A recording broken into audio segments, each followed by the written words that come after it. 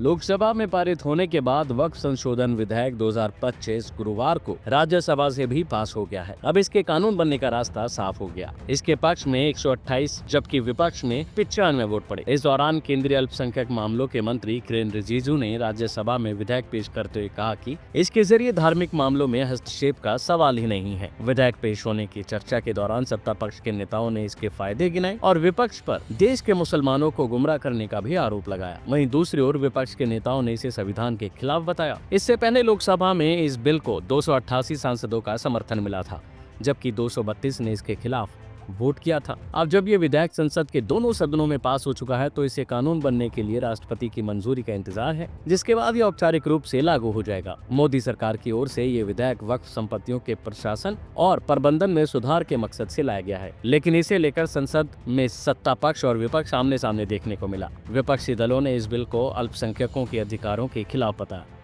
तो वहीं वक्फ बिल पर चर्चा का जवाब देते हुए किरेन रिजिजू ने कहा कि इस ऐतिहासिक बिल से किसी एक मुसलमान का नुकसान भी नहीं होने वाला, करोड़ों गरीब मुसलमानों का फायदा होने वाला है। बिल पास होने के बाद देखिए कैसे लोग इसका स्वागत करते हैं। रिजिजू ने इस दौरान विपक्ष पर हमला करते हुए कहा कि हम नहीं, मुसलमानों को आप डरा रहे हैं। तो वहीं इस बिल के पास होने के बाद नेताओं ने क्या कहा, ये भी सुनिए। अब देखिए, इस समय सुबह का 4:06 है और सारे सांसद पूरी संख्या में, खासतौर से एनडीए के सारे सांसद अभी भी जागृत अवस्था में हैं, क्योंकि देश जाग रहा है और इस देश के एक बहुत बड़े निर्णय का साक्षी बना है संसद भवन।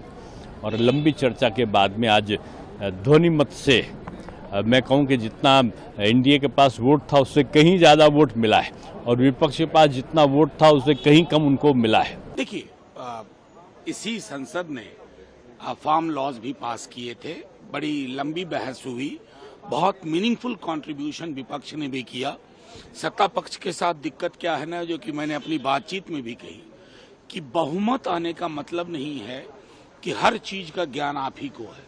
एक संजीदगी, एक बड़ा हृदय दिखा करके आप पूरे डॉग विसिल को आधार बना करके जो करने की कोशिश कर रहे थे वो कतई उचित नहीं था।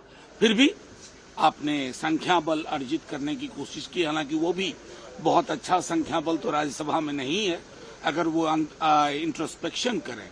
लेकिन हम ये कहेंगे कि अभी भी लोगों के अंदर जो मन में असंतुष्टि है नागरिकों को, अगर उसको दूर नहीं किया तो इसका हश्र फार्म लॉज की तरह ना हो।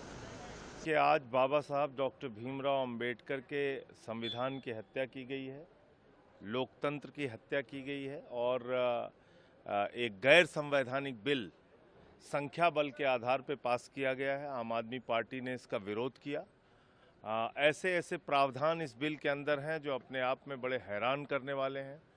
5 साल तक जो मुस्लिम धर्म के रीति रिवाजों को मानने वाला व्यक्ति होगा, सिर्फ वही दान कर सकता है। इसमें इस बिल के अंदर ये कहा है कि आपको 6 महीने तक रिकॉर्ड देने पड़ेंगे अपने ज़मीनों के, जबकि आप खुद कह चुके हैं सुप्रीम कोर्ट में कि आप 99% ज़मीनों को डिजिटाइज्ड कर चुके हैं, ऑनलाइन कर चुके हैं, बावजूद इसके आप ये प्रावधान लेके आते हैं।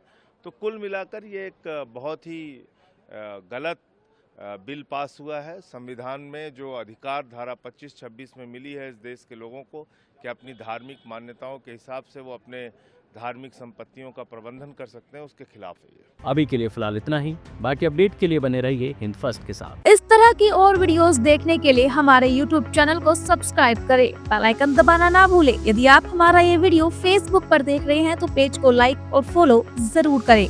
हमारे अन्य सोशल मीडिया पेजेस से भी जुड़े।